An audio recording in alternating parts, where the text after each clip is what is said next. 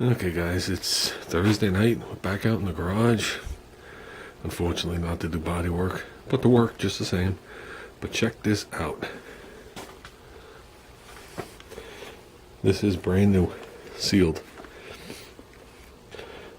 It's an auto body and fender filler kit. It's a kit because it comes with a stirring stick, piece of fiberglass, some instructions, an itty bitty bit of Bondo, I guess. It says 12 ounces. Hardener and an applicator. And when you read it on there, it tells you to use the fiberglass cloth to bridge the gap on a rotted area. Yeah, mint. Like I said, it is sealed. It is brand new. It's old. How old, I'm not sure. It has no barcode on it.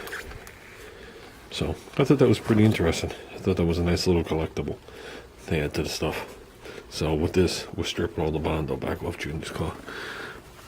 And we could start again.